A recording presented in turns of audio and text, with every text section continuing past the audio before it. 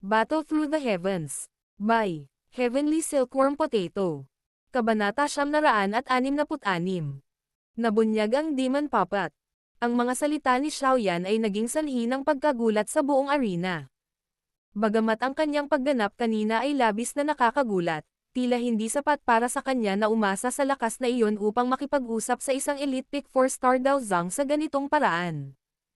Sa totoo lang, walang masisisi sa pag-iisip ng ganito.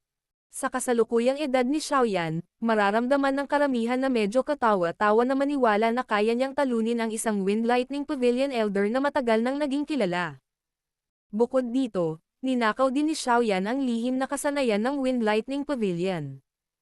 Hindi siya pakakawalan ng Wind Lightning Pavilion kahit anong mangyari. Karamihan sa mga taong naruroon ay nag-aampon lamang ng kaisipan ng panonood ng palabas sa kanilang harapan. Sumilay ang malamig na ngiti sa mga mukha ng mga mula sa angkan ng Hong. Mula sa paraan na nakita nila, si Xiaoyan ay ganap na naghahanap ng kamatayan sa pamamagitan ng pagsalungat kay Chen Yun sa ganitong paraan. Mapait ding tumawa si Han Chi sa kanyang puso habang siya ay nagpakawalan ng buntong hininga. Hindi niya alam kung bakit ang sobrang kalmado na si Xiaoyan ay biglang magsalita ng ganoong mga salita. Ang lakas ng Chen Yun na ito ay katulad ng nakakubli na Grand Elder ng kanilang Han Clan. Ang lakas ni Xiaoyan ay talagang maituturing na namumukod tingi sa mga nasa parehong klase. Gayunpaman, ang taong nasa harap niya ngayon ay hindi daw Huang. Sa halip, ito ay isang kilalang elite na Daozang. Ang magandang mukha ni Hanzo ay maputlang puti. Kinuyam niya ang kamay, kinagat ang ibabang pulang labi gamit ang likod ng ngipin. Lubhang ayaw niyang hayaan ang mga bagay na umunlad hanggang sa ganoong lawak. Sa paraang nakita niya ito, kung hindi niya matigas ang ulo na inimbitahan si Xiaoyan, hindi sana siya masangkot sa usapin sa pagitan ng Han at Hong Clan. Dahil dito, hindi rin niya isisiwalat ang usapin ng pagkakaroon ng 3,000 lightning movement at nauwi sa gulo. Isang pares ng medyo nagyayelong mga kamay ang marahang humawak sa maselang kamay ni Hanzo habang sinisisi niya ang sarili. Nilinggan niya ang kanyang ulo at nakitang si Han Yu iyon. Elder sister. Tumingin si Hanzo kay Han Yu. Namuo ang ilang halumigmig sa kanyang maningning na mga mata. Hindi na kailangang mag-alala. Si Xiaoyan ay hindi isang walang ingat na tao. Kung maglakas loob siyang magsalita sa ganitong paraan, maaaring magkaroon siya ng kumpiyansa. Hinaplos ni Han Yu ang makinis at itim na buhok ni Hanzo habang inaalaw siya nito. Gayunpaman, ang kanyang nakaaaliw na mga salita ay tila katawa-tawa kahit sa kanyang sarili. Kung tutuusin, ang lakas nitong si Chen Yun Elder ay mas malakas pa kaysa kay First Elder Su Chen mula sa Inner Academy. Gaano man kalakas si Xiaoyan, isa pa rin siyang Daowang sa huli. Ang agwat sa pagitan ng isang Daowang at isang Daozang ay isang bagay na malinaw na naiintindihan ni Han Yu, bilang isang Daowang, sa kanyang puso. Hahaha. Habang ang puso ng lahat ay kumikilos sa iba't ibang mga pag-iisip, si Chen Yun ay nauwi sa tawa sa kanyang labis na galit pagkatapos na pansamantalang matigilan. Ito ang unang pagkakataon sa napakaraming taon na sinabi sa kanya ng isang tao mula sa nakababatang henerasyon na hindi siya kwalipikado. Ganyan talaga ang kabataan na pinapalitan ang matanda. Ang mga kabataan ngayon ay nagiging mayabang. Sige. Ngayon, hayaan itong matandang ito na personal kung masaksihan kung bakit hindi kwalipikado ang matandang ako. Tumawa si Chen Yun hanggang sa langit. Gayunpaman, naririnig ng lahat ang galit sa loob ng kanyang malakas na pagtawa. Tila ang elder na ito mula sa Wind Lightning Northern Pavilion ay tunay na nagalit sa mga salita ni Xiaoyan. Nang marinig ang galit na nakatago sa mga salita ni Chen Yun, lumubog ang puso ng grupo ni Han Chi. Gayunpaman, bilang taong sangkot, si Xiaoyan ay gumamit lamang ng isang pares ng maitim na tinta na mga mata upang matitigan ang tumatawa na si Chen Yun.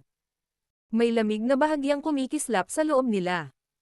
Ang pagkakaroon ng problema sa Wind Lightning Pavilion ay hindi isang bagay na gustong mangyari ni Xiaoyan. Gayunpaman, hindi ito nangangahulugan na hahayaan na lamang niya ang kabilang partido na gawin ang gusto nila sa pagtatapon sa kanya. Ang pagsunod sa matandang lalaki na ito sa Wind Lightning Northern Pavilion ay talagang hindi isang bagay na papayag si Xiaoyan. Nang marating niya ang kanilang teritoryo kung saan marami silang tao, malamang na hindi na siya makakaligtas kahit na angkinan niya ang Earth Demon Puppet. Ang hanggal na pagkilos na ito ng paglalagay ng kanyang sarili sa isang sitwasyon kung saan siya ay mamamatay ay isang bagay na hinding-hindi niya gagawin. Bagamat ang matandang lalaking ito na si Chen Yun ay isang dalubhasa sa tuktok ng isang 4-star Dao Zhang, si Xiao Yan ay hindi natatakot sa kanya. Sa kanyang maraming trump card, hindi na kailangang pag-usapan ang pagtakas mula sa kamay ni Chen Yun. Hindi imposible kahit na gusto niyang patayin si Chen Yun. Gayunpaman, kung gagawin niya ito, muli siyang bababa sa isang pagod na kalagayan. Ang ngiti sa mukha ni Chen Yun ay unti-unting naging madilim matapos titigan ng malamig na mga mata ni Xiao Yan. Bahagyang pumulupot ang kanyang nangungunot na kamay habang kumikislap ang mga sinulid ng nakakatakot na kidlat. Sa wakas, lumukso sila at nagmistulang mga electric arc. Ang dating ako ay talagang hindi naniniwala na maaari kang makatakas sa aking mga kamay ngayon. Isang hangarin ng pagpatay ang nahayag sa mga mata ni Chen Yun habang dahan-dahan siyang humakbang pasulong. Kakaibang naglaho ang kanyang katawan sa sandaling lumapag ang kanyang paa. Bahagyang nagbago ang mga mukha ng grupo ni Han Chi nang makitang nawala si Chen Yun. Talagang umatake ang matandang ito. Ang magandang mukha ni Hanzo ay lalong namutla. Kinuyam niya ang kanyang kamay at biglang itinabi ang kamay ni Hanyu. Mabilis na sumugod ang kanyang katawan. Kalalabas lang niya sa harap ni Xiao Yan nang dahan-daang lumitaw si Chen Yun. Zuer. Nagulat ang mukha ni Han Chi nang biglang sumugod si Hanzo. Nagmamadali siyang sumigaw. Naghahanap ka ng kamatayan. Si Chen Yun, na lumitaw, ay napatingin kay Hanzo, na nakaharang sa daanan sa kanyang harapan. Ang sulok ng kanyang bibig ay nagbuga ng malamig na sigaw habang winawagayway ang kanyang manggas. Isang maringal na puwersa ang lumabas at dumating sa kanyang harapan sa isang kisap mata. Sa ilalim ng napakalakas na puwersa, maging ang puso ni Hanzo ay bumuo ng lamig na mahirap pigilan. Nang naghihintay si Hanzo na mamatay, biglang may sumipsep na puwersa mula sa likuran. Mabilis na napaatras ang kanyang katawan bago hinawakan ni Xiao Yan ang kanyang maselang bewang at mabilis na umatras. Isang malamig na senggal ang pinakawalan ni Chen Yun nang makita niyang namagitan si Xiao Yan. Isang silver glow ang lumitaw sa ilalim ng kanyang mga paa. Nanginginig ang kanyang katawan habang umaalingaw-ngaw ang malakas na dagandong. Biglang umikot ang katawan ni Xiao Yan habang mabilis siyang umatras. Wala siyang pakialam sa maselang kagandahan sa kanyang yakap habang inihagis nito ang palad sa kanya. Isang malumanay na puwersa ang sumabog, na marahan siyang itinapon patungo sa grupo ni Han Chi. Bahagyang nanliit ang mga mata ni Xiao Yan matapos nitong paalisin si Hanzo. Isang malamultong figure ang lumitaw sa itaas ng kanyang ulo bilang isang kuko ng multo na kumikislap na may kidlat na mapanlinlang at marahas na tumama sa kanyang ulo. Nagdala ito ng nakakatakot na puwersa na pamunit sa kalangitan. Agad namang namutla ang mga mukha ng grupo ni Han Chi habang pinagmamasdan nila si Chen Yun, na gumamit ng napakalakas na welga laban kay Xiao Yan sa sandaling umatake siya. Si Hanzo, nakakatanggap lang ni Hanyu, ay may mas maputlang magandang mukha. Ang kanyang magandang katawan ay naging hindi matatag. Ang kidlat na kumikinang na ghost claw ay bumagsak sa harap ng maraming nagulat na mga tingin. Tulad ng pakiramdam ng napakaraming tao na hindi mapanood ang madugong eksena at nagplanong ipikit ang kanilang mga mata, isang maliwanag na kulay pilak na kinang ang biglang sumabog sa harap ni Xiao Yan. Isang malabong figure ng tao ang lumitaw sa gitna ng silver glow. Bang! Kakalabas lang ng silver glow nang biglang tumagos ang isang ganap na silver na braso sa silver glow at marahas na bumangga sa kidlat na multoklo ni Chen Yun. Kaagad-agad, ang isang mahinang tunog at isang nakakatakot na alon ng hangin ay kumalat na parang mga alon sa karagatan mula sa punto ng pakikipag-ugnay. Nagsimulang lumitaw ang mga bitik na parang spider sa lupa saan man dumaan ang alon. Klang! Ang kulay pilak na braso at ang kidlat na ghost claw ay tumigil saglit bago nang inag ang katawan ng matanda. Sa ilalim ng marahas na airwaves, ang mga paa ng may-ari nito ay nagmamadaling umatras ng isang dosenang hakbang pabalik sa bakanteng espasyo bago halos hindi pinatatag ang kanyang katawan. Ang biglaang eksena ay naging sanhi ng lahat ng mga mata na naroroon ay tumigas. Ito ang nangyari lalo na nang makita nilang si Chen Yun talaga ang hindi nakapagpigil at napilitang bumalik sa kapalit. Ang pagkabigla ay lumabas sa kanilang mga puso sa hindi makontrol na paraan. Pinatatag ni Chen Yun ang kanyang katawan at mabilis na itinaas ang kanyang ulo.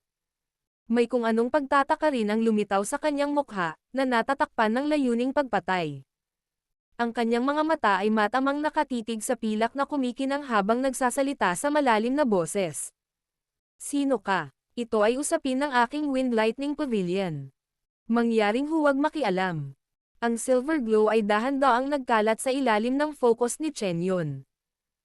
Sa wakas, lumitaw sa harap ng mga mata ng lahat na naruroon ang isang figure ng tao na tila ganap na binuo mula sa pilak. Ang figure ng tao ay hindi masyadong malaki. Sa halip, mukhang medyo payat ito. Ang balat nito ay parang pilak habang ang parehong mga mata nito ay walang laman, at isang malabong pilak na kinang ang kumikislap sa loob nito. Bukod dito, ang bagay na talagang ikinagulat ng mga tao ay wala ni isang tao na nakakaramdam ng paghinga nito. Ito ay talagang isang papay. Paano posible na ang taong ito ay nagtataglay ng napakalakas na papay? Agad na nagulat si Chen Yun matapos mawala ang silver glow. Sa kanyang paningin, natural niyang masasabi na ito ay isang papay na walang anumang kalooban. Bukod dito, ang bagay na talagang hindi niya mapaniwalaan ay ang lakas ng papay na ito ay mas malakas kaysa sa kanya. Sinabi ko na noon na wala kang kwalipikasyon para pilayin ako. Isang boses na naglalaman ng madilim na lamig ay dahan-daang lumabas mula sa likod ng kulay pilak na figure ng tao. Kaagad, humakbang pasulong si Xiaoyan at tinitigan si Chen Yun ng may mga mata. Bahagyang kumunat ang mukha ni Chen Yun habang masama niyang sinabi. Hindi inaasahan na mayroon ka talagang isang Daozong class puppet. Minamaliit talaga kita. Sa sandaling sinabi ang mga salitang ito, ang mga tao mula sa angkan ng Han at Hong ay naging mapurol. Isang Daozong class puppet. Ito. Paano ito naging posible? Patayin siya.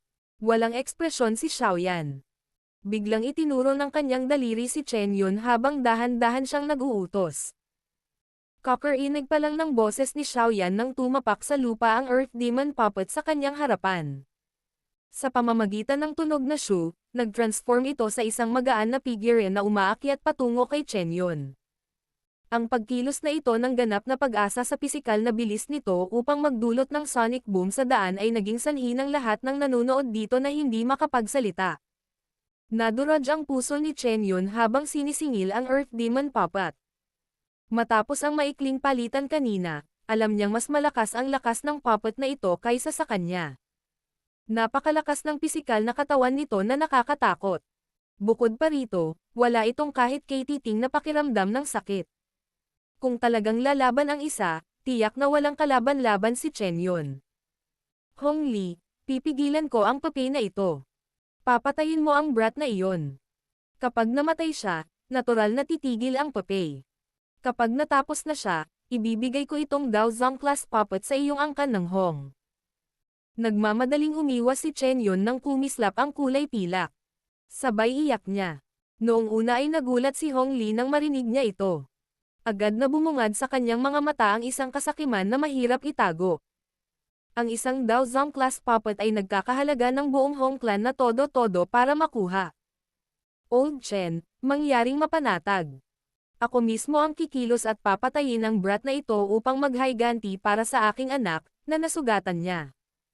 Dinilaan ni Hong Li ang kanyang bibig at ngumiti ng malupit. Relax, kung may manggahas na pigilan ka, ako, bilang isang elder ng Wind Lightning Pavilion, ay mag-aanunsyo na ang taong iyon ay magiging kaaway ng Wind Lightning Pavilion. Hindi tayo magpapahinga hanggat hindi natin siya natatapos. Ang mga sumunod na salita mula kay Yon Chen ay naging sanhi ng pagkulimlim ni Han Chi, na ang mga paa ay malapit ng kumilos. Ha. Salamat Old Chen.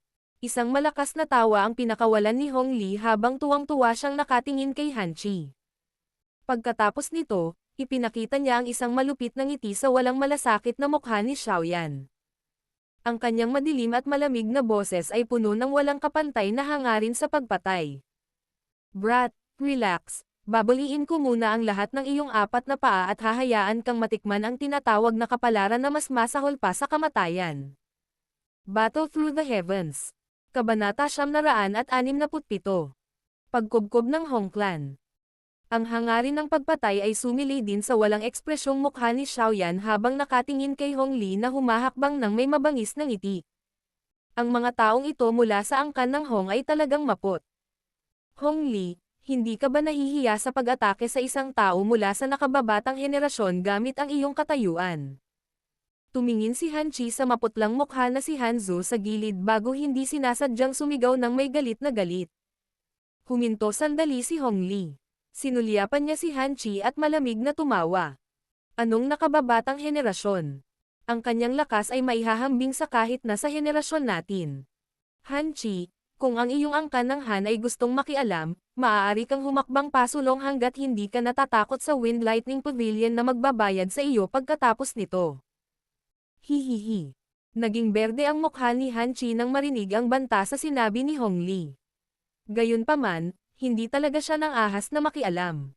Ang mga salitang binanggit ni Chen Yun kanina ay ganap na pinigilan ang angkan ng Han. Ang Wind Lightning Pavilion ay isang mahusay na nilalang na hindi kayang labanan ng angkan ng Han. Muling tumawa si Hong Li nang makita niyang hindi nang ahas si Han Chi na gumawa ng anumang kakaibang galaw. Kinuyam niya ang kanyang kamay at isang matalim na espada ang lumabas dito. Ang puting nyebe na talam ay sumasalamin sa malamig na kinang sa ilalim ng sikat ng araw na nagdulot ng palpitations sa puso ng isang tao. Shua! Shua! Shua! Ang broadsword sa kamay ni Hong Li ay random na nahak ng ilang beses sa harap niya. Makikita ng isa na kahit ang hangin mismo ay nakabuo ng bahagyang depresyon. Kahit na ang Hong Li na ito ay talagang mapot, ang kanyang lakas ay hindi mas mahina kaysa sa Han Chi.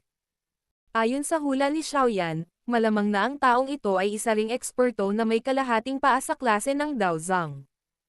Gayunpaman, hindi alintana kung ang taong ito ay may kalahating paa sa klase ng Daozang, hanggat hindi pa siya tunay na nakapasok sa antas na iyon, si Xiaoyan ay hindi makakaramdam ng kahit katiting na takot. Ang kalahating talampakan sa klase ng Daozang at ang isang tunay na Daozang ay hindi pa malapit sa pagiging pareho. Ang malakas na malalim na berdeng kulay na Daoqi ay dahan-dahang lumabas sa katawan ni Hong Li. Isang mabangis na hangin ang biglang lumitaw, sumisipol habang umiihip sa arena. Ang Qi method na ginawa ni Hong Li ay sa Wind Affinity. Ang Daoqi na may kaugnayang ito ay karaniwang mas nakahilig sa bilis at liksi. Bukod dito, ang lakas ng opensiba nito ay medyo malakas din. Hong Li, mabilis na tapusin ang batang iyon. Ang sigaw ni Chen Yun ay biglang nalipat habang si Xiaoyan ay nagmumuni-muni sa Qi method sa kanyang puso. Gayunpaman, ang pag-iyak sa pagkakataong ito ay bahagyang may dagdag na pagkabalisa. Ang malamig na ngiti sa gilid ng bibig ni Xiaoyan ay lalong lumawak nang ang kanyang tingin ay mabilis na sinundan ang boses at lumingon. Nakikita niya na si Chen Yun, na mukhang superior pa rin kanina, ay napigilan na ng Earth Demon Puppet hanggang sa siya ay dahado. Sa bawat pag-iwas nito ng kamao, mapipilitan siyang umiwas sa kahabag-habag na paraan. Sa lakas ng Earth Demon Puppet, si Chen Yun ay ganap na walang kalaban-laban para dito sa isang head-on collision. Dahil ang puppet ay hindi maaaring gumamit ng isang Dao skill, malamang na ang kanyang sitwasyon ay hindi magiging mas taksil. Kahit na ito ang kaso, masasabi ng sino man na si Chen Yun ay may kakayahan lamang na protektahan ang kanyang sarili sa ilalim ng mga pag-atake ng Earth Demon Puppet. Wala siyang kakayahang gumanti. Ang sitwasyon ni Chen Yun ay hinihigop din ng mga mata ni Hong Li. Ang kanyang puso ay hindi sinasadyang tumahimik. Ito ay hindi inaasahan na ang puppet ay magiging napakalakas. Maging si Chen Yun ay napunta sa ganoong sitwasyon. Mukhang kailangan niyang ayusin agad ang usaping ito. Kung hindi, kapag napatay ng papay si Chen Yun, ang mga malas ay ang kanilang Hong Clan. Humigpit ang kamao ni Hong Li nang mag-isip hanggang sa puntong ito. Si Daoqi na may malalim na berdeng kulay ay nananatili sa kanyang katawan na parang buhawi. Hinawakan niya ng mahigpit ang broadsword at tumawa ng malakas kay Xiaoyan. Ang kanyang mga paa ay agad na humakbang ng marahas sa lupa habang siya ay nag-transform sa isang malabong figure na biglang bumaril. Qi. Sa pagtaas ng bilis ni Hong Li ng wind affinity na si Dao Qi, nagawa niyang lumitaw sa harap ni Xiaoyan sa loob ng ilang kisap. Ang broadsword sa kanyang kamay ay nagbuga ng shua-shua, na tunog habang ito ay sumasayaw, na bumubuo ng dalawang nanlilisik na blade na kumikinang na marahas na tumama kay Xiaoyan na may parang kidlat na momentum. Dama po ang blade glow sa katawan ni Xiaoyan at tumagos dito. Gayunpaman, hindi ito humantong sa kahit katiting na dami ng dugo na damanak. Isang after image ha. Bahagyang namuo ang mga mata ni Hong Li. Lumitaw ang figure ni Xiaoyan mga 10 metro sa likod ng after image. Malamig ang kanyang tingin habang nakatingin kay Hong Li na nakatingin. Ang kanyang mga kamay ay pumulupot sa isang kamao at isang mabangis na jade green na apoy ang lumabas mula rito. Pagkatapos nito, pinaghiwalay niya ang mga apoy sa isang kumpol ng berdeng apoy at isang kumpol ng mga di nakikitang apoy. Biglang tumaas ang temperatura ng arena nang lumitaw ang dalawang uri ng apoy. Tila kahit na ang halumigmig sa hangin ay ganap na nasengga sa sandaling ito. Nagulat ang puso ni Hong Li nang maramdaman niya ang pagbabagong ito. Ang kanyang katawan ay gumagalaw sa kanyang mga iniisip habang siya ay muling sumugod patungo kay Xiaoyan sa paraang parang kidlat. Hindi nagbago ang ekspresyon ni Xiaoyan sa harap ng mga pag-atake ni Hong Li, na may layuning pumatay sa buong katawan. Isinaaktibo niya ang 3,000 lightning movement sa limitasyon nito. Maraming after images ang lumabas sa nakakasilaw na paraan habang iniiwas niya ang lahat ng pag-atake mula kay Hong Li. Sa kanyang bilis, natural na nahihirapan si Hong Li na maabutan siya. Ang puso ni Hong Li ay unti-unti ding nag-init nang makitang siya ay nade-delay ng sunod-sunod na segundo ni Xiaoyan. Habang pinipigilan si Hong Li, ang dalawang kumpol ng heavenly flames sa mga kamay ni Xiaoyan ay mabilis na nagsimulang magsanib. Sa kasalukuyang lakas ni Xiaoyan, ang pagsasama-sama ng Angry Buddha Lotus Flame, na nilikha mula sa dalawang heavenly flames, ay isang napakamakinis na gawain ng walang kaunting kahirapan. Ang tanging kapintasan ay kakailanganin nito ng kaunting oras. Gayunpaman, ang maliit na kapintasan na ito ay perpektong natakpan sa suporta ng 3,000 lightning movement. Kasunod ng unti-unting pagbuo ng Angry Buddha Lotus Flame sa kamay ni Xiaoyan, isang nakakatakot na marahas na enerhiya ang dahan-daang kumalat mula rito. Nang maramdaman ang lakas ng enerhiyang ito, ang grupo ni Hong Li at Han Chi ay nakaranas ng pagbabago sa kanilang mga ekspresyon. Sa ilalim ng enerhiyang ito na puno ng pagkawasak, kahit na sila ay bahagyang nakakaramdam ng kaunting takot. Nakakatakot na daw skill. Kung matamaan ako nito, malamang na ako ay, sa pinakamaliit, ay masusugatan ng malubha o mapatay pa nga. Hindi sinasadyang pinunasan ni Han Chi ang malamig na pawis sa kanyang noo habang nagsasalita siya sa taos-pusong paraan. Tiningnan niya sina Hong Li at Xiaoyan na kumikislap sa paligid na parang pas ang naglalaro ng daga at naramdaman ang lalong ligaw at marahas na enerhiya sa mga kamay ni Xiaoyan. Mukhang nagpakita siya ng awa noon. Mula sa kanyang pagganap ngayon, kahit ako ay malamang na mahihirapang tumagal ng 10 palitan sa kanyang mga kamay. Nakakahiya. Tumawa ng mapait si Han Tian. Ngayon lang niya naintindihan kung bakit sinabi ni Xiaoyan ang mga mapagmataas na salitang iyon noong nahaharap sa kanyang pagsubok ilang araw na ang nakalipas. Tila sa mga mata ng taong iyon, ang kanyang maliit na lakas ay hindi katumbas ng katakutin. Dapat may background si Xiaoyan. Kung hindi, sa pag-asa lamang sa kanyang sarili, mahihirapan siyang maabot ang ganoong yugto kahit gaano pa kahusay ang kanyang talento. Kalimutan ang tungkol sa nakakatakot na papay. Ang walang katapusang stream na ito ng mataas na klase ng Dao skills ay isang bagay na kahit na ang nakababatang henerasyon sa isang paksayon tulad ng Wind Lightning Pavilion ay hindi kayang makipagkompetensya. Bulong ni Han Chi. Mula dito, posibleng sabihin na kung anong uri ng nakakatakot na yugto ang naabot ng lakas ni Xiaoyan.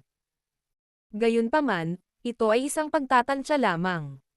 Pagkatapos ng lahat, hindi pa nila tumpak na nahulaan ang lakas ni Xiaoyan. Si Han Tian at ang iba ay ibinahagi rin ang parehong mga iniisip at tumanggo ang kanilang mga ulo nang marinig ang kanyang mga salita. Gaano man kalaki ang talento ng isang tao, may hangganan ang kakayahan ng isang tao. Imposible para sa isang tao na hatiin ang kanyang atensyon upang gumawa ng iba pang mga bagay habang nakatuon sa pagsasanay. At saka, Malinaw na alam nila sa kanilang mga puso na si Xiaoyan ay may isa pang nakakatakot na pagkakakilanlan. Isang Tier 6 na alchemist. Habang ang kanyang lakas ay umabot na sa ganoong yugto, ang kanyang kakayahan sa alchemist ay umabot din sa isang antas na nahihirapang abutin ng isang ordinaryong tao. Ito ay isang hindi kapani-paniwalang bagay mula sa pananaw ng maraming tao. Ang dahilan ay kung sino man sa dalawa ang makakaubos ng hindi kapani-paniwalang pagsisikap mula sa isang tao. Kung ang isa ay tunay na umasa sa kanyang sarili upang maabot ang ganoong yugto sa parehong mga lugar, malamang na ang tao ay mailalarawan lamang sa pamamagitan ng salitang halimaw. Lahat ng Hong Clan, makinig. Palibutan ang brat na ito. Habang nagbubulungan si Han Chi at ang iba pa, si Hong Li, na hindi nahuli si Xiaoyan pagkatapos ng mahabang paghabol, ay tuluyang nawalan ng pasensya. Maraming tao ang nagulat nang marinig ang dagandong ni Hong Li. Ang mga taong ito ay talagang walang kahihiyan.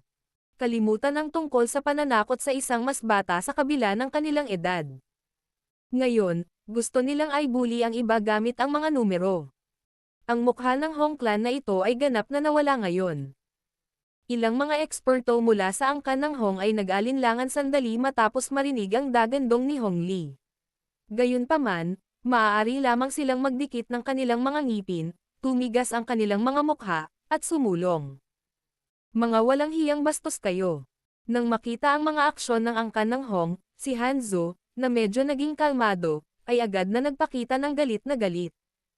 Hindi siya mapakali sa mga pagpigil na dapat taglayin ng isang babae habang nagmumura siya ng maliwanag.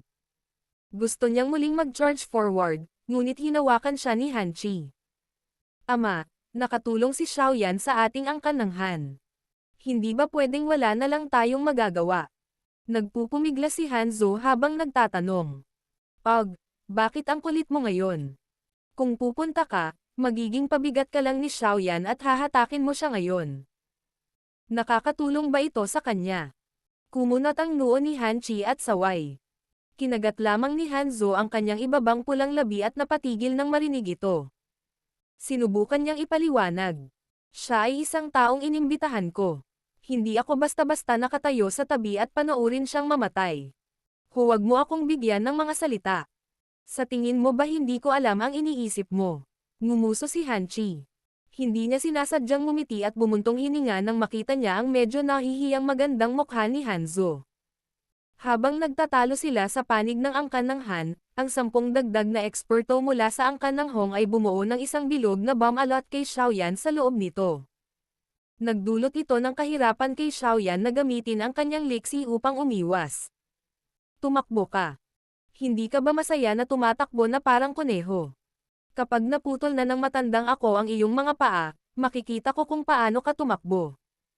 Mabangis ang mukha ni Hong Li habang nakatingin kay Xiaoyan na huminto. Hinawakan niya ang broadsword at humakbang. Gayunpaman, nakakadalawang hakbang pa lang siya nang tumigas ang kanyang katawan. Nakatayo sa stone platform ang matangkad na katawan ni Xiaoyan. Ang kanyang maitim na mga mata ay mahinahong tumingin kay Hong Li. Sa sandaling ito, natapos na ng apoy sa kanyang kamay ang pagsasama nito. Isang malapalad na magandang jade green na apoy ang dahan-daang lumabas sa kanyang kamay. Kasunod ng mabagal na pag-ikot ng lotus ng apoy, mabilis na kumalat mula rito ang mga sinulid ng maliliit na madilim itim na spatial na linya. Nasiyahan ka ba sa paghabol?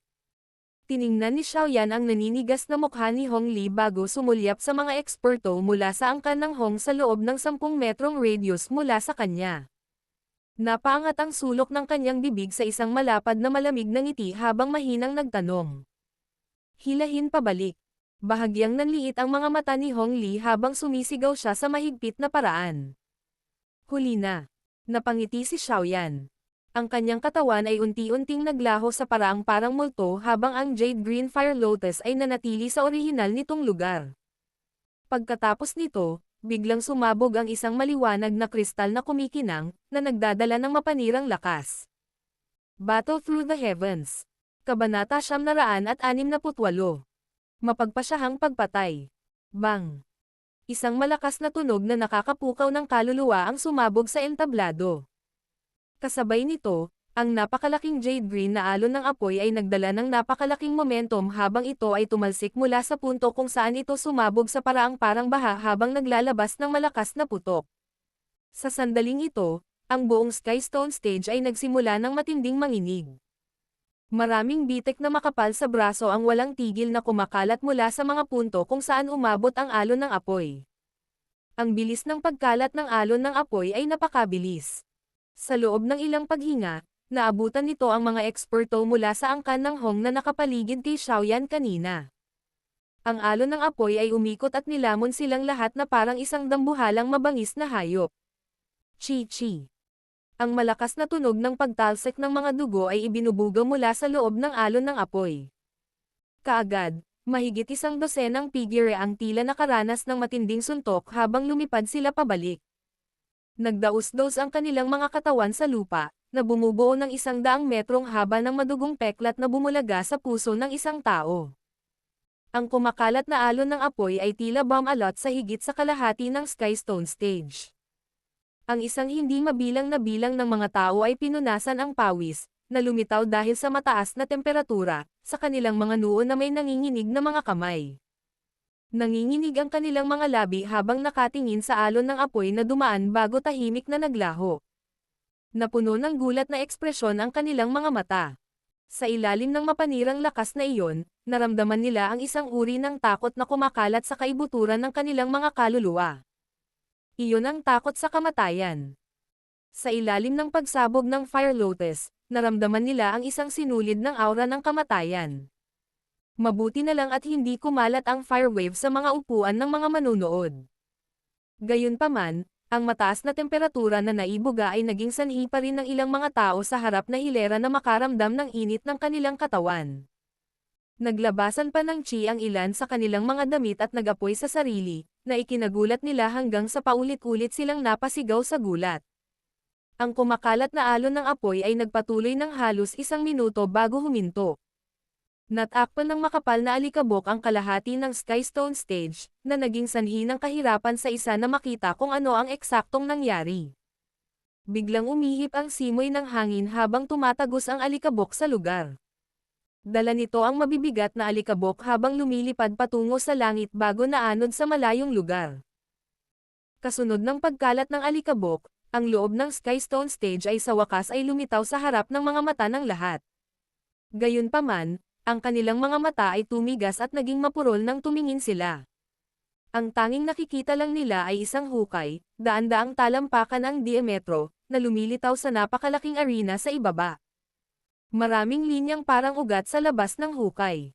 Nag-cross sila sa isa't isa at sinakop ang kalahati ng Skystone stage.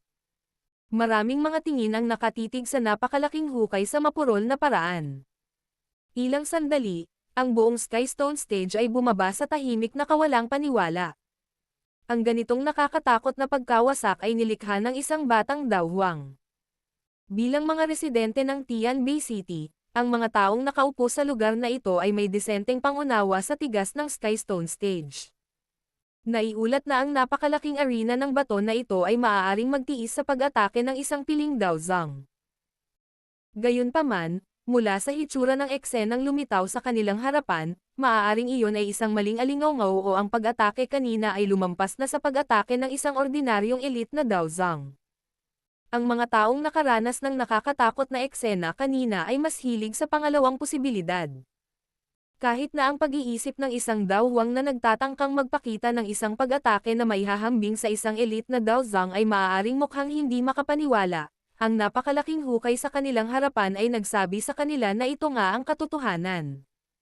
Bahagyang napalaki ang bibig ng grupo ni Hanchi. Matagal bago sila nakabawi. Huminga sila ng malalim at pinigilan ang pagtibok ng kanilang mga puso. Ang kanilang mga tingin ay dumaan sa paligid ng napakalaking hukay. Mahigit kalahati ng dosenang mga eksperto mula sa angkan ng Hong kanina ay nakahiga sa hindi kalayuan na may mga sunog na itim na katawan. Ang ilan sa mga mas malakas at mas maswerteng iyon ay may natitira pang hininga. Gayunpaman, sila ay malinaw na nasa isang malubhang na sugatan na sitwasyon. Sa pagkakataong ito, ang angkan ng Hong ay maaaring ituring na nagdusa ng malaking pagkawala. Si Han Chi ay tumawa sa kanyang puso sa malamig na paraan habang nakatingin sa mga sunog na itim na magkakasama. Marami sa mahigit 100 ng mga eksperto mula sa angkan ng Hong, na nakapaligid at umatake kay Xiaoyan kanina ay mga eksperto sa klase ng Dao Huang. Ang ganitong uri ng lakas ay maaaring hindi maituturing na pinakamataas na pag-iral sa Hong Clan, ngunit tiyak na sila ang backbone ng Hong Clan. Maging ang angkan ng Hong ay mahihirapang mawala ang napakarami sa kanila sa isang pagkakataon. Nasaan si Xiaoyan? Nag-aalalang tanong ni Hanzo sa gilid habang si Han Chi ay natutuwa sa kanyang puso. Sa itaas, nakatingin sa langit ang magagandang mata ni Han Yu habang mahina niyang ipinaalam sa lahat. Ang lahat ay nagmamadaling naglipat ng tingin nang marinig nila ito. Nakita nila ang isang figure ng tao na nakatayo sa walang laman na kalangitan. Ang isang pares ng 10 talampakan ang haba ng mga pakpak ng buto ng kristal ay dahan-daang pumuputok sa likuran niya. Nagkaroon ng kaunting wind lightning sound nang sila ay pumutok, na tila napakarilag. Sa ilalim ng focus ng mga titig ng mga naroroon, si Xiaoyan sa kalangitan ay nagpakpak ng kanyang mga pakpak ng buto at dahan-daang lumapag sa gilid ng hukay. Tiningnan niya ang mga eksperto mula sa angkan ng Hong, na nagpupumilit na umakyat, na walang ekspresyon ang mukha. Kinuyam niya ang kanyang kamay at ang mabigat na ruler ay kumislap at lumitaw. Lumakad siya pasulong at nagpakita sa tabi ng isang sugatang eksperto na si Dao Huang mula sa angkan ng Hong. Nang walang sinasabi, ang kanyang ruler ay inindayog na para bang siya ay tumatama ng bola. Crack! Ang mabigat na ruler ay bumangga sa katawan ng Dao Huang, at agad siyang lumipad pabalik. Umalangaw-ngaw sa buong arena ang malinaw na tunog ng mga bali ng buto, dahilan para makaramdam ng ginaw ang puso ng maraming tao. Alam nila na sa ganitong paghindayog ng ruler ni Xiaoyan, malamang na ang tao ay mauwi sa isang baldado kahit na siya ay gumaling maliban kung ang angkan ng Hong ay maaaring kumuha ng isang mataas na antas ng gamot na tableta upang ayusin ang kanyang mga buto. Hindi tumigil si Xiaoyan matapos pilayin ang isang eksperto mula sa angkan ng Hong kasama ang kanyang ruler. Inikat niya ang kanyang katawan habang pinananatili ang malamig at walang pakialam na mukha bago naglakad patungo sa isa pang eksperto mula sa angkan ng Hong na nakaligtas sa pagsabog ng lotus ng apoy. Ang mga mata ng ekspertong ito ay agad na nagsiwalat ng takot nang makita si Xiaoyan. Kakalabas pa lang niya ng kanyang sandata sa kanyang storage ring nang may sumulpat na figure ng tao sa kanyang harapan. Inindayog ang mabigat na ruler at may lumabas na chi na tunog. Ang taong iyon ay bumaril pabalik na parang bowl ang goma bago lumapag sa lupa 100 metro ang layo. Walang nakakaalam kung patay na ba siya o buhay. Ang lamig sa mukha ni Xiaoyan ay naging mas makapal matapos ang isa pa. Tumalikod siya at naglakad papunta sa susunod na nasugatang eksperto mula sa angkan ng Hong. Tahimik ang buong lugar habang pinagmamasdan nila si Xiaoyan na naglalakad papunta sa mga tao mula sa angkan ng Hong, nagpapadala ng bawat tao na lumilipad na may ugoy ng isang ruler nang walang kaunting pag-aalinlangan. Isang lamig na mahirap pigilan ang lumabas sa kanilang mga puso habang pinagmamasdan ang malamig at walang pakialam na mukha ni Xiaoyan. Ang taong ito ay maaaring mukhang bata pa, ngunit ang kanyang mga taktika ay medyo mabisyo. Sa hitsura ng kanyang ugali, malinaw na gusto niyang talagang pilayin ang angkan ng Hong. Marahas din ang tibok ng puso ni Han Chi sa tuwing iindayog ang ruler ni Xiaoyan. Bagamat nabigla siya sa masasamang aksyon ni Xiaoyan, dapat sabihin na ang kanyang mga aksyon ay tunay na mapagpasyahan.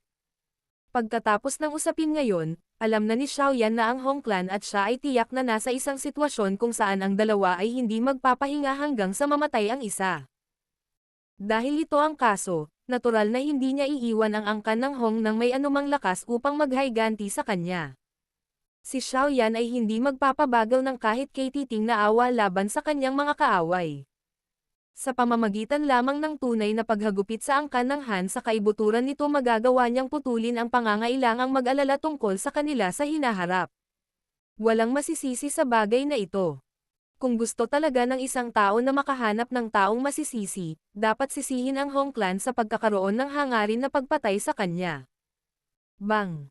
Ang mabigat na ruler ay muli na namang marahas na hinampas sa huling eksperto mula sa angkan ng Hong. Walang pakialam si Xiaoyan kung patay o buhay ang taong ito. Dahan-dahan niyang ibinaling ang kanyang ulo at dumapo ang kanyang tingin sa isang figure ng tao sa di kalayuan, na nagpupumilit na tumayo. Ang taong iyon ay si Hong Li. Sa sandaling ito, sira-sira ang damit ni Hong Li. Ang isang vest na nagbuga ng ningning ay bahagyang nahayag sa ilalim ng kanyang damit. Maliwanag, hindi ito isang ordinaryong bagay. Nakaligtas siya sa Angry Buddha Lotus Flame dahil sa proteksyon nitong panloob na vest. Isang pares ng mabisyo dugong mga mata ang nabunyag sa ilalim ng kanyang nakakalat na buhok. Kanina, personal niyang nasaksihan ang pagpapadala ni Xiaoyan sa lahat ng mga eksperto mula sa angkan ng Hong, na dumating, na lumilipad na parang mga bola ng goma. Sa hitsura ng lakas ng mabigat na ruler, malamang nakakaunti lamang ang makaliligtas. Sa pagkakataong ito, ang Hong Clan ay talagang nakaranas ng matinding pagkatalo. Xiaoyan, dahil naglakas loob kang patayin ang mga miyembro ng aming Hong Clan, ang aming Hong Clan ay hindi magpapahinga hanggang sa ikaw ay mamatay. Nanginginig ang daliri ni Hong Li habang nakaturo kay Xiaoyan habang marahas na saad niya. Hindi ba ganoon na ang kaso? Napangiti si Xiaoyan. Napuno ng lamig ang ngiti niya. Kikilos na sana siya para patayin itong si Hong Li, nang isang mahina at malalim na tinig na tunog ay biglang nalipat mula sa kabilang sulok ng Skystone Stage. Sinundan ng tingin ni Xiaoyan ang ingay at tumingin sa paligid. Lalong lumaki ang malamig na ngiti sa kanyang mukha. Nakita niya si Chen Yun na hinampas hanggang sa tumulo ang dugo mula sa sulok ng kanyang bibig pagkatapos ng isa pang banggaan sa Earth Demon Puppet. Bagamat ang Earth Demon Puppet ay hindi alam ang anumang Dao techniques, ang mga pag-atake lamang na maaaring ilabas ng pisikal na katawan nito ay hindi mas mahina kaysa sa Dao techniques. Kung magpapatuloy ang mga bagay sa ganitong paraan, ilang oras na lang bago namatay si Chen Yun sa mga kamay ng Earth Demon Puppet. Pagkatapos ng lahat, ang Earth Demon Puppet ay hindi nagtataglay ng anumang pagkainip o negatibong emosyon. Dahil binigyan ito ni Xiaoyan ng utos na patayin ang taong nasa harapan nito, iuugoy nito ang kamao at dudurugin sila sa taong iyon kahit na malapit na itong mamatay. Ang mga walang kwentang tao mula sa angkan ng Hong. Ang mukha ni Chen Yun ay naging di pangkaraniwang malungkot matapos magdusa ng ilang mga pinsala sa laban. Ang sulok ng kanyang mga mata ay mabilis na sumulyap kay Xiaoyan, at nagmura siya sa kanyang puso. Galit siyang sumigaw. Hong Li, bakit hindi mo tinatawagan si Hong Tianxiao? Balak ba ng iyong angkan ng Hong na sirain niya ngayon? Nagulat si Hong Li matapos marinig ang galit ni Chen Yun.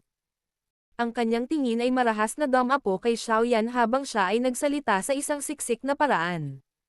Munting bastos, makakalimutan mo nang umalis sa isang piraso ngayong napatay mo na ang mga tao mula sa aking Hong Clan. Mabilis na naglabas si Hong Li ng isang kulay dugo na piraso ng jade mula sa kanyang storage ring at marahas na binasag iyon sa sandaling binigkas niya ang mga salitang iyon. Nabasag lang ang piraso ng jade nang biglang may lumitaw na figure ng tao sa kanyang harapan. Nagmamadaling itinaas ni Hong Li ang kanyang ulo at nakita ang isang masamang mukha. Nagmamadali siyang napaatras sa gulat. Bang! Kinawayan ang mabigat na ruler, at agad itong nagdala ng nakakatalam na sonic boom habang marahas itong hamampas sa katawan ni Hong Li. Nagluwa siya ng isang subo ng sariwang dugo. Ang kanyang katawan ay lumipad sa napakalaking hukay na parang meteorite. Sa wakas, bumagsak ito sa isang malaking bato. Ang mga fragment ng bato ay lumipad sa lahat ng direksyon. Umiling si Hong Li ng ilang beses bago unti-unting nanigas ang kanyang katawan. Xiaoyan, umalis ka dali. Nagpadala na ng mensahe si Hong Li sa ninuno ng angkan ng Hong. Darating na siya kaagad. Ang lakas ng matandang iyon ay medyo mas malakas kaysa kay Chen Yun. Ang isang nag-aalalang boses ay tahimik na nalipat sa tainga ni Xiaoyan matapos niyang ipadala si Hong Li na lumilipad kasama ang kanyang ruler. Kinilala ito ni Xiaoyan bilang boses ni Han Qi. Humigpit ang kamao ni Xiaoyan. Huminga siya ng malalim at ikinulong ang kanyang mga kamay patungo sa angkan ng Han. Ang mga buto ng mga pakpak sa kanyang likod ay naka-flap habang siya ay mabilis na inilunsad sa kalangitan. Gayunpaman, nang malapit na niyang kunin ang Earth Demon Puppet, isang mar-angel na aura, na puno ng galit na hangarin na pagpatay, ay biglang nalipat mula sa isang sulok ng Tianbei City. Kaagad, Isang galit na dagandong ang umalangaw sa kalangitan sa itaas ng Tianbei City. Dahil sa pangahas na patayin ang mga miyembro ng aking angkan ng Hong, ang matandang ito ay pupunitin ang iyong bangkay sa libu-libong piraso at gagawing abo ang iyong mga buto ngayon kahit sino ka pa. Battle Through the Heavens. Kabanata 969. Baliw na pagkilos. Ang umaalingaw na dagandong na puno ng layuning pagpatay ay walang humpay na umalangaw sa kalangitan ng Tianbei City na parang kulog, na naging dahilan upang pansamantalang tumahimik ang buong lungsod.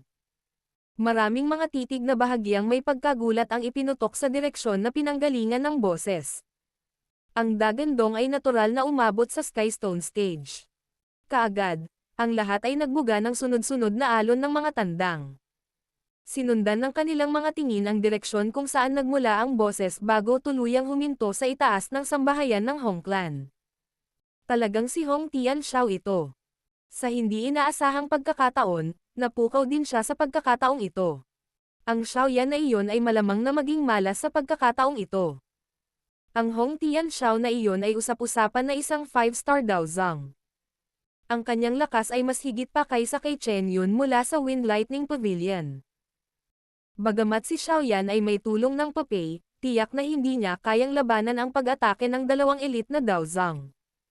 Hindi pinansin ni Xiaoyan ang mga pribadong pag-uusap sa paligid niya. Bahagyang humigpit ang kanyang kamao. Kung narito ang Little Fairy Doctor o kung gising si Tian Wu Zunzi, hindi niya kailangang matakot sa ninuno ng Hong Clan. Sa kasamaang palad, ang isa sa kanyang dalawang dakilang katulong ay nahiwalay sa kanya habang ang isa ay natutulog.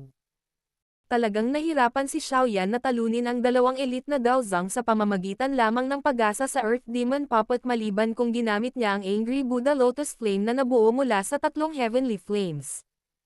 Gayunpaman, kung gagawin niya iyon, tiyak na manghihina siya. Ang lugar na ito ay ang teritoryo ng angkan ng Hong. Bukod dito, mayroong pagkakaroon ng Wind Lightning Pavilion na 500 kilometro ang layo. Malinaw na magiging disadvantageous para sa kanya kung masyado siyang nalilibugan sa lugar na ito. Mukhang ngayon lang ako makaka-atres. Ang pag-iisip na ito ay pumasok sa puso ni Xiaoyan. Ang kanyang tingin ay mabilis na nabaling sa Earth Demon Puppet, na nakikipaglaban sa isang matinding labanan kay Hong Yun. Hindi sinasadyang nagsalubong ang kanyang mga kilay. Ang matandang lalaking iyon na si Chen Yun ay tila nalaman na ang kanyang intensyon.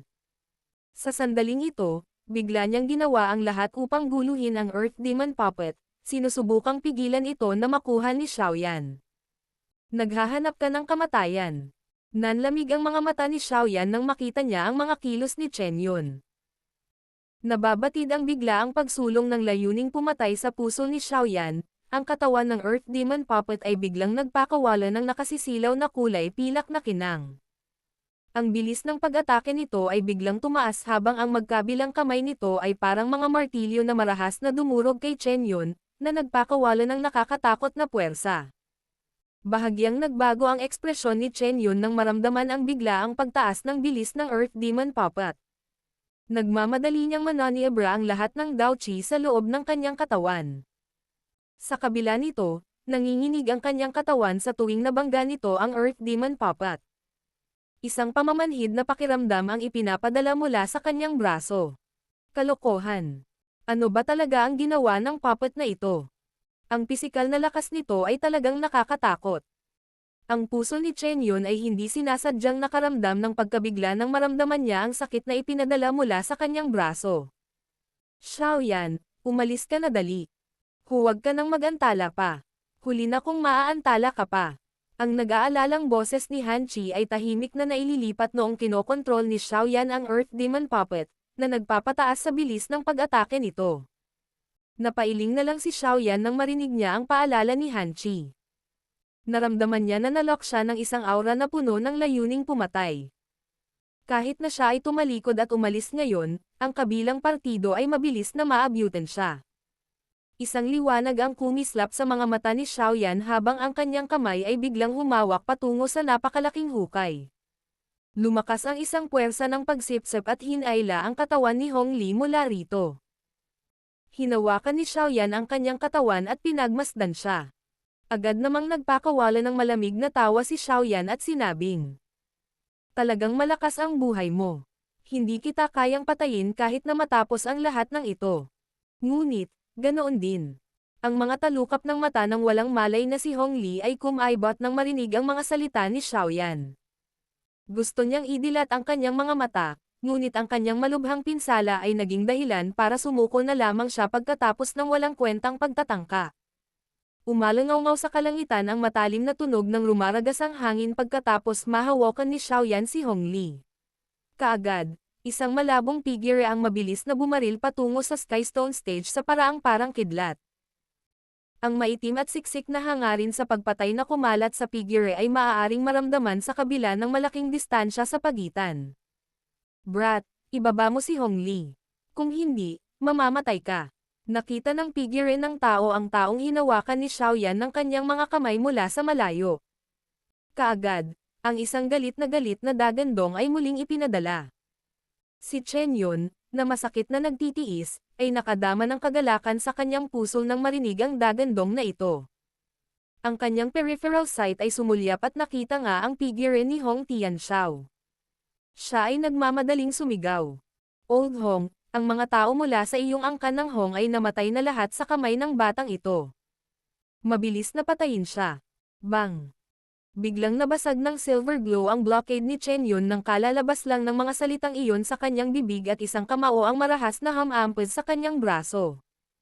Napaungol si Chen Yun sa ilalim ng matinding lakas na ito. Isang sinulid ng sariwang dugo ang lumabas sa sulok ng kanyang bibig. Chen Yun. Ang liwanag na figure na nagmamadali ay huminto nang marinig ang sigaw ni Chen Yun, na nagpapakita ng isang matanda na nakasuot ng pula, dilaw ang mukha. Pinagsalubong niya ang kanyang mga kilay at tumingin sa Earth Demon Puppet na bumabagabag kay Chen Yun. Lumitaw din sa kanyang mga mata ang pagiging solemna. Sa kanyang paningin, natural niyang nasabi na si Chen Yun ay pinipigilan at tinatalo ng papay. "Ano ang hinahanap mo? Ang papi na ito ay pag-aari ng brat na iyon. Kapag napigilan mo siya, natural na titigil ang papay. Mabilis na umatake. Huwag hayaang makatakas ang brat na iyon. Kung hindi, ang mga miyembro ng Hong Clan mo ay namatay ng walang dahilan." Galit na sumigaw si Chen Yun habang si Hong Tianxiao ay nagulat sa Earth Demon Puppet. Ang masamang tingin ni Hong Tianxiao ay dahan-daang huminto kay Xiaoyan sa kalangitan nang marinig ang sigaw ni Chen Yun. Sinabi niya sa isang siksik na paraan, "Brat, masunurin bitawan si Hong Li. Ang matandang ito ay hahayaan kang magkaroon ng mabilis na kamatayan." Walang ekspresyon si Xiaoyan. Sumulyap ang kanyang tingin kay Chen Yun, na pinipigilan ng mga pag-atake ng Earth Demon Puppet. Sa hitsura nito, maaaring mapatay ng papay ang matandang ito kung may kaunting oras pa. Bukod dito, kahit na hindi nito magawang patayin siya, tiyak na gagawin siyang malubhang pinsala. Gusto ni Xiaoyan na mag-antala ng ilang oras ngunit hindi siya bibigyan ni Hong Tianxiao ng pagkakataon na gawin iyon. Natural na nasabi niya na hindi makakatagal si Chen Yun sa ilalim ng makapangyarihang papay. Kahit sino pa ang mga nakatatanda sa iyo, ang matandang ito ay tiyak na hindi ka papayag na umalis ng isang piraso pagkatapos mong pumatay ng napakaraming tao mula sa aking Hong Clan. Malungkot na nagsalita si Hong Tianxiao. Nanginig ang kanyang katawan at nag-transform ito sa isang magaan na figure na sumugod kay Xiaoyan. Ang mahigpit na layunin ng pagpatay na iyon ay nagdulot ng lamig sa balat ng napakaraming tao.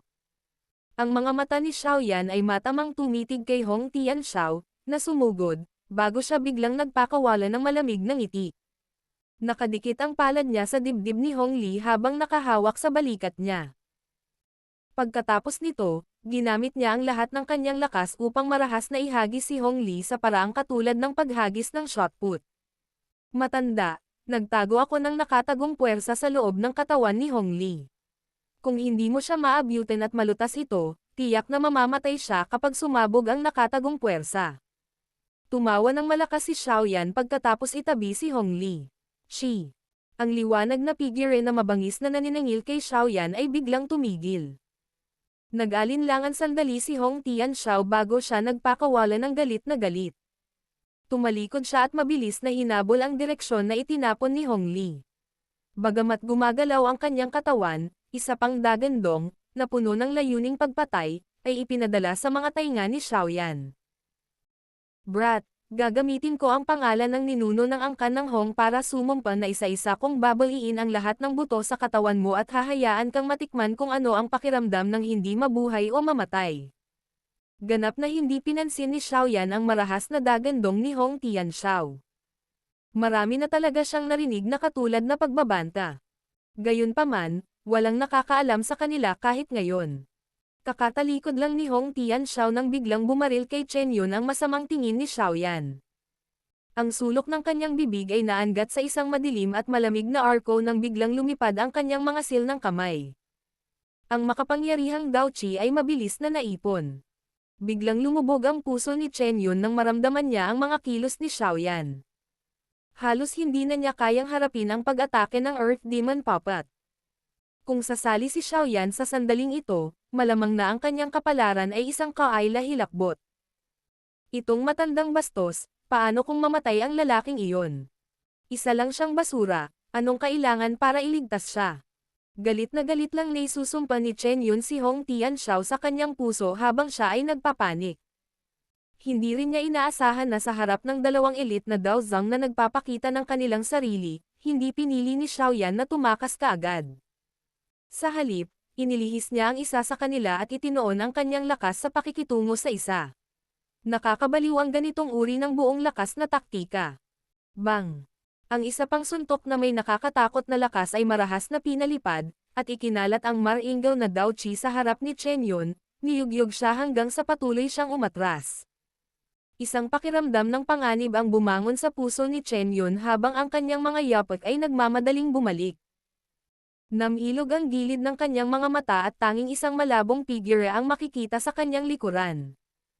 Tahimik na lumitaw ang isang handprint ng enerhiyang kristal na kasing laki ng palad kung saan matatagpuan ang kamay ng figure. Ang enerhiya na nakapaloob dito ay naging sanhi ng pagbabago ng mukha ni Chen Yun. Si Flipping Seal.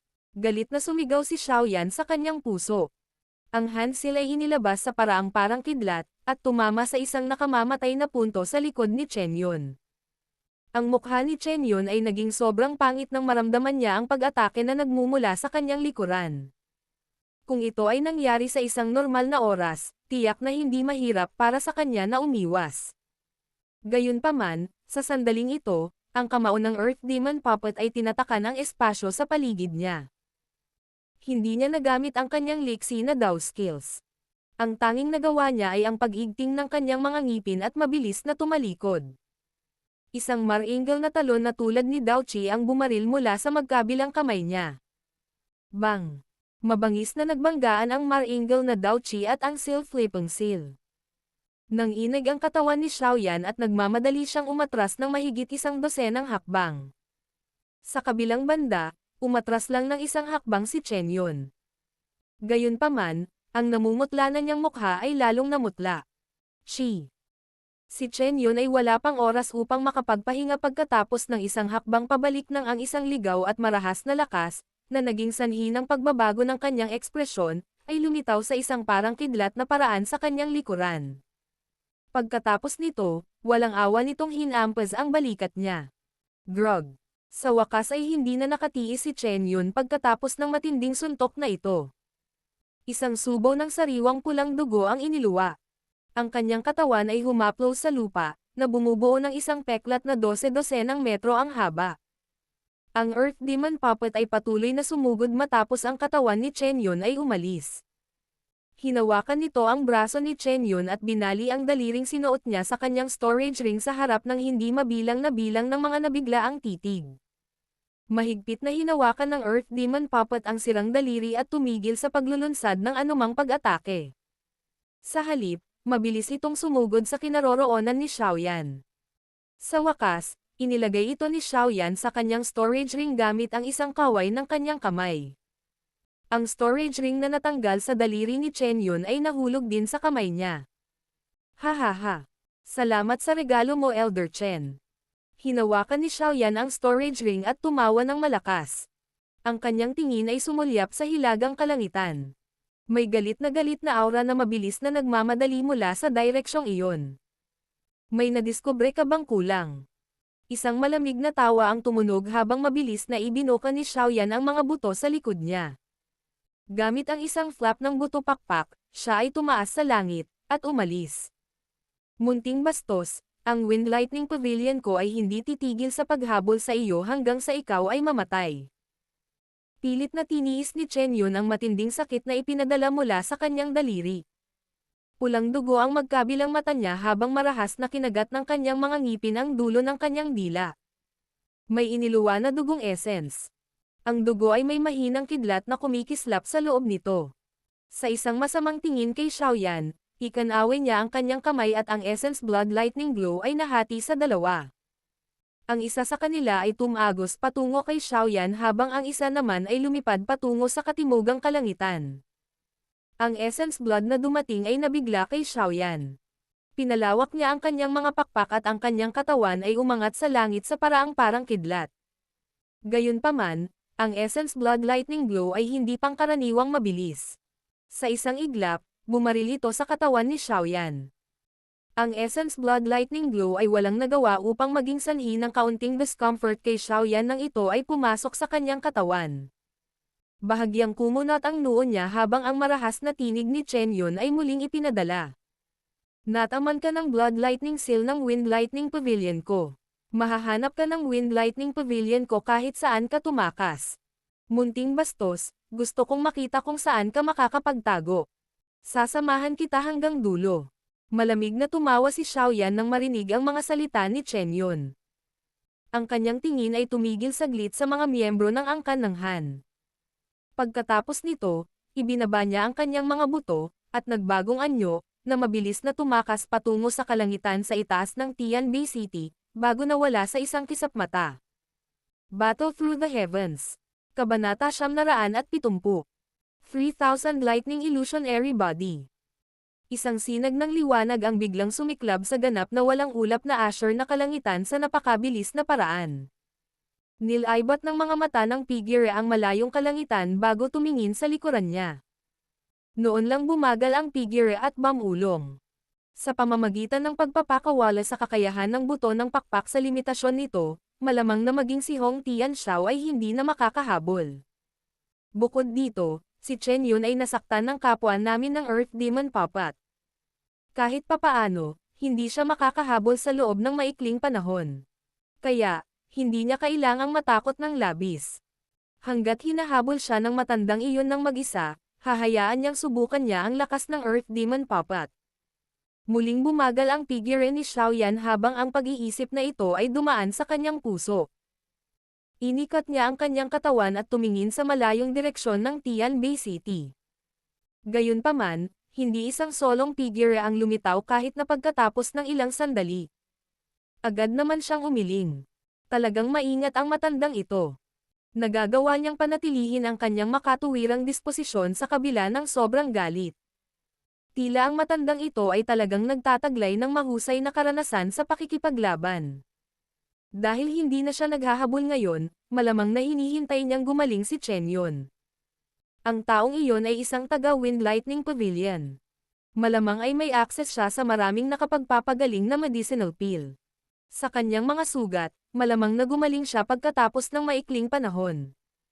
Ngayon, ang pinakamahalagang bagay ay ando ang tinatawag na blood lightning seal na itinanam ng matandang lalaki sa aking katawan. Kung hindi, magiging masama ang aking sitwasyon kapag nagmadali ang mga eksperto mula sa Wind Lightning Pavilion. Mabilis na nagpasya si Xiaoyan nang lumitaw ang ideyang ito. Ang kanyang mga tingin ay lumipad sa paligid niya bago niya ikinumpas ang kanyang mga pakpak ng buto, at nag-transform sa isang sinag ng liwanag na sumugod patungo sa isang bulubundukin sa di kalayuan. Malamang na walang nakakaunawa sa mga iniisip sa kanyang puso. Nakahanap si Xiaoyan ng malayong lokasyon sa loob ng bulubundukin at pilit na gumawa ng kuweba. Pagkatapos nito, gumamit siya ng napakalaking bato para harangan ang pasukan. Ang sabik na si Xiaoyan ay sa wakas ay nakahinga ng maluwag nang ang mainit na liwanag mula sa isang moonlight rock ay nakakalat sa loob ng kuweba. Nagkamali ako ng kalkulasyon. Hindi inaasahan na ang Wind Lightning Pavilion ay labis na nag-aalala tungkol sa 3,000 lightning movement. Sa lohikal na pagsasalita, Kahit na ang 3,000 lightning movement ay malalim, ito ay nasa D-class low level lamang.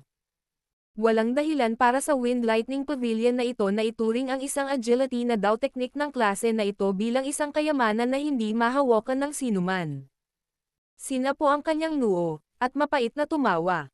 Ngayon, lubos kong sinaktan ang Wind Lightning Pavilion, ngunit hindi ako natatakot. Ang rehiyon ng Central Plains ay napakalaki. Matatakot ba ako na wala akong mapupuntahan? Hindi ako naniniwala na ang lakas ng iyong Wind Lightning Pavilion ay maaaring kumalat sa buong rehiyon ng Central Plains. Baka sa mukha ni Xiaoyan ang malalim na pag-iisip. Agad niyang ibinuka ang kanyang palad at ipinakita ang isang storage ring na kulay silver white. Ang storage ring ay naglalaman pa rin ng sariwang dugo dito. Ito ang bagay na inagaw ng Earth Demon Puppet sa daliri ni Chen Yun kanina. Lumaganap ang espiritual na lakas ni Xiaoyan. Gayunpaman, ang silver white storage ring ay naglabas ng pagtutol ng ang kanyang spiritual strength ay nakipag-ugnayan dito, na sumasalamin sa kanyang spiritual strength pabalik. Nakalagay ba dito ang isang espiritual na imprint? Malamig na tumawa si Xiaoyan nang maramdaman niya ang pagtutol mula sa storage ring. Ang spiritual strength ay isa sa kanyang fortes. Kahit na ang kanyang aktwal na antas ay mas mababa kaysa sa antas ni Chen Yun, ang kanyang espiritual na lakas ay hindi mas mahina. Hindi imposible para kay Xiaoyan na masira ang espiritual na imprint na iniwan ni Chen Yun. Marahang huminga ng hangin si Xiaoyan. Kinokontrol ng kanyang spiritual strength ang kulay silver white colored storage ring, na dahan-dahang lumutang sa kanyang harapan. Biglang bumukas ang kanyang mga mata at isang maringal na spiritual strength ang lumabas sa pagitan ng kanyang mga kilay na parang tubig baha. Marahas nitong hinampas ang storage ring. Klang! Isang invisible na ripple ang biglang lumabas sa storage ring sa sandaling sila ay nabangga. Sa wakas, marahas na binagsakan ng ripple ang pader ng bundok. Saglit, nanginginig ang kuweba ng bundok habang nagsimulang lumitaw ang mga linyang crack na kasing laki ng kamao. Binaliwala ni Xiaoyan ang mga pagbabago sa kuweba habang ang kanyang mga tingin ay nakatitig ng mariin sa nanginginig na storage ring. Ang espiritual na lakas ay lumakas ng walang tigil. Sa wakas, sunod-sunod na alon ang tumama sa espiritual na imprint sa loob ng storage ring. Ang espiritual na imprint na inilagay ng isang elite na Daozang ay talagang napakalakas. Ano man ang nangyari, gayunpaman, ito ay isang imprint lamang. Kung ang aktwal na may-ari ay matatagpuan malapit sa lugar na ito, kahit papaano ay makokontrol niya ito mula sa malayo. Gayunpaman, si Chen Yun ay kasalukuyang nagmamadali upang pagalingin ang kanyang sarili. Saan siya makakahanap ng oras upang mag-abala tungkol sa pagbabago ng espiritual na imprint na ito? Ang walang tigil na pag-atake ng spiritual strength ay nagpatuloy sa loob ng ilang minuto bago ang isang bahagyang pag-crack na tunog sa wakas ay lumitaw sa yungib. Agad na lumusot si Joy sa mga mata ni Xiaoyan nang marinig niya ang ingay na ito. Sa wakas ay inalis na niya ang espiritual na imprint ng matandang iyon. Si Chen Yun, na naka-crossleg sa Skystone Stage sa Tianbei City, ay biglang nagmulat ng mahigpit na nakapikit ng maputol ang espiritual na imprint. Nagpakita ang kanyang mga mata ng mabangis na ekspresyon habang galit na galit siyang umuungal. Xiaoyan, ang matandang ito ay sumusumpa na hindi ako magiging tao kung hindi kita papatayin. Karamihan sa mga tao ay umalis na sa Skystone Stage sa sandaling ito. Pagkatapos ng lahat, makikita ng lahat na sina Hong Tianxiao at Chen Yun ay sobrang galit na galit sa sandaling ito. Walang sino man ang makapagsasabi kung sila ay inosenteng idawit sa ilalim ng galit ng dalawang matandang ito. Ano ang iyong isinisigaw sa halip na mabilis na magpagaling? Si Hong Tianxiao na nagpoprotekta kay Chen Yun sa gilid ay sumimangot at nagtanong sa malalim na boses nang makita niyang kumilos si Chen Yun sa ganitong paraan. Ang espiritual na imprint sa aking storage ring ay nasira na ng maliit na bastos na iyon. Nagngingit si Chen Yun at sumagot. Nagulat si Hong Tianxiao nang marinig ito. Agad na nagbago ang kanyang mukha nang sabihin niya. Ang batang iyon ay may lakas lamang ng isang dawwang. Paano niya masisira ang iyong espiritual na imprint? Bagamat malakas ang papel na iyon, malinaw na wala itong espiritual na lakas. Hindi ko alam. Umiling si Chen Yun na may malungkot na mukha. Sinabi niya sa isang makapal na boses. Kapag ako ay ganap ng gumaling, sabay tayong aalis. Ang batang iyon ay may blood lightning seal na itinanam ko sa kanyang katawan. Hindi siya makakatakas. Relax, marami na siyang pinatay mula sa Hong Clan ko. Sisiguraduhin ng matandang ito na hindi magiging maganda ang ending niya. Mabangis na tumugon si Hong Tianxiao. Nagpadala na ako ng balita sa Wind Lightning Pavilion. Malamang na may mga eksperto na magmadali sa lalong madaling panahon. Sa oras na iyon, ang brat na iyon ay mahihirapang makatakas. Sinulyapan ni Chen Yun ang kanyang kamay na may nawawalang daliri. Napakakapal ng kabangisan ng mukha niya na nagdulot ng lamig sa puso ng isa. Bahagyang ipinikit ni Xiaoyan ang kanyang mga mata habang nakaupo siya sa kuweba, na puno ng mainit na liwanag. Isang kulay pilak na puting singsing sa kanyang harapan ang naglalabas ng mahinang liwanag. Ilang sandali pa, unti-unting humina ang ningning at unti-unting iminulat ni Xiaoyan ang kanyang mga mata. Isang kulay pilak na scroll ang lumitaw sa kanyang kamay nang imulat niya ang kanyang mga mata. Ang kulay pilak na balumbon na ito ay mas malaki ng kaunti kaysa sa isang ordinaryong balumbon. Matingkad pilak ang buong katawan nito. Gayunpaman, kung titingnan ito ng mabuti, matutuklasan ng isang tao na may makapal na nakaimpake na maliliit na pulang linya dito. Para silang mga ugat na kumakalat sa bawat bahagi ng balumbon. Ang mga mata ni Xiaoyan ay tumingin sa scroll na ito at ang kanyang puso ay hindi namamalayang tumaas ang kanyang pulso. Ito lang ang medyo kakaibang bagay na nakita niya sa loob ng storage ring ni Chen Yun. Ano ito? Medyo may pag-aalinlangan na bamulong si Xiaoyan. Hindi niya ito binuksan dahil sa kakaiba nitong bagay. Sa halip, iniunat niya ang kanyang kamay at ipinatawag ang Earth Demon Puppet. Inihagis niya ang balumbon sa huli. Buksan mo. Natanggap ng Earth Demon Puppet ang scroll. Dahan-dahan itong binuksan ng kamay nito nang walang pag-aalinlangan. Boom! Ang pilak na ningning sa balumbon ay biglang sumikat pagkatapos itong mabuksan. Kaagad, isang galit na parang kulog na pagsabog ang tumunog at isang makapal na hita na kidlat ang bumaril. Marahas itong binasag sa dibdib ng Earth Demon Puppet. Ang malakas na lakas ay nagpalipad dito na parang bola ng kanyan bago bumagsak ng malakas sa pader. Mabilis na kumalat ang mga bitek sa batong pader sa likod ng pape bago sila tuluyang nagkahiwa-hiwalay ng may putok. May kakaiba talaga. Malamig na tumawa si Xiaoyan nang makita niya ito. Kung siya ang nakatanggap ng pag-ataking iyon, siya ay malubhang nasugatan dahil sa kanyang kawalan ng depensa. Sa kabutihang palad, ang Earth Demon Puppet ay may malakas na pisikal na katawan, at nagawang tanggapin ang pag-atake sa isang nakaka-relax na paraan. Ang pilak na balumbon ay dahan-daang lumutang sa hangin pagkatapos na magpakawalan ng kidlat. Gayunpaman, mayroon pa ring kidlat na kumikislap dito. Lumipat ang mga mata ni Xiaoyan dito habang sinisinyasan niya ang kanyang kamay. Dahan-daang bumaba ang scroll. Nang ito ay bumabagsak, ang Daochi sa katawan ni Xiaoyan ay lumundag at ang glazed lotus heart flame ay naging apoy na bumabalot sa kanyang katawan. Ang scroll ay hindi nagpakita ng anumang kakaibang palatandaan sa harap ng ganap na armado na si Xiaoyan sa pagkakataong ito. Tahimik itong humiga sa kamay niya. Kumikislap ang kidlat. Ito ay tila mga pilak na ahas na lumalangoy, na nagbibigay sa scroll ng isang pambihirang hitsura. Nakahinga ng maluwag si Xiaoyan matapos makitang walang kakaibang pagbabago sa scroll. Dama po ang kanyang tingin sa scroll, at lumitaw sa kanyang paningin ang dalawang malalaking salita na nabuo ng kidlat. 3,000 Lightning Illusionary Body. Ang pinakamahalagang kayamanan ng Wind Lightning Pavilion. Nabalitaan na ito ay isang Dao technique na ipinasa mula noong sinaunang panahon, D-class high level. Kapag ang kasanayang ito ay pinagkadalubhasaan, posible na bumuo ng isang kidlat na ilusyonaryong katawan. Ang Lightning Illusionary Body ay may katulad na lakas sa aktwal na katawan.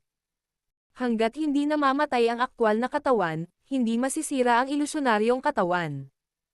Ang maladyos na epektong ito ay maaaring ilarawan sa apat na salita, maihahambing sa Tian class. Isang maikling linya lamang ng mga salita ang naging sanhi ng isang malakas na unos na agad na bumalot sa puso ni Xiaoyan. Isang avatar na may lakas na katulad ng aktwal na katawan. Bukod dito, Hindi masisira ang avatar hanggat hindi namatay ang aktwal na katawan. Kung ito talaga ang kaso, ang tinatawag na 3,000 Lightning Illusionary Body na ito ay hindi masyadong nakakatakot. Ang paglalarawan na ito ay maihahambing sa klase ng Tiyan ay hindi isang labis na pahayag. Hindi inaasahan na ang Wind Lightning Pavilion ay talagang nagtataglay ng gayong kayamanan. Hindi nakapagtataka na napakalakas nito. Hanggat matagumpay na naisasagawa ito ng isang tao, ang isang Daozun ay katumbas ng 2 Daozun. Kapag nakikipaglaban sa iba, ito ay 2 laban sa 1. Anong uri ng tao sa parehong antas ang makakatalo sa 2 magkaparehong kaaway? Nag-init ang mga mata ni Xiaoyan habang ang kanyang tingin ay mabilis na lumipat ng kaunti. Sa likod ng linyang ito ng mga salitang kumikinang sa kidlat ay may ilang dimmer na salita. Maliwanag, ito ay idinagdag ng ibang mga tao. Ang 3,000 Lightning Illusionary Body ay maaaring nakakatakot, ngunit ito ay hindi pangkaraniwang mahirap na magsanay. Isa sa mga kinakailangan ay ang isa ay dapat na makabisado ang 3,000 Lightning Movement hanggang sa pinakamataas na antas. Sa loob ng maraming taon na ito, iilan lamang ang mga tao sa buong Wind Lightning Pavilion na matagumpay na nakabisado ito. Ang matandang ako ay pinag-aralan ito sa loob ng 12 ng mga taon ng buhay ko, ngunit ito ay tila walang pag-asa. 3,000 Lightning Movement. Hindi sinasadyang nakahinga si Xiaoyan ng malamig na hininga nang magbasa siya hanggang sa puntong ito. Sa wakas ay naunawaan na niya ang dahilan kung bakit labis na naapektuhan si Chen Yun nang makita niya si Xiaoyan na nagpapakita ng 3,000 Lightning Movement. Ang bagay na ito ay talagang nauugnay sa pinakamahalagang kayamanan ng Wind Lightning Pavilion. Hihihi. Dapat kong pasalamatan ang matandang iyon. Kung hindi, hindi ko malalaman ang ganoong palihim na bagay. Ngayong ang 3,000 Lightning Illusionary Body ay dumapo sa aking mga kamay, makikita ko kung gaano kahirap ang pagsasanay nito. Tahimik na tumawa si Xiaoyan bago pumikit. Nilusob ng kanyang espiritual na lakas ang kulay pilak na balumbon na naglalabas ng kidlat.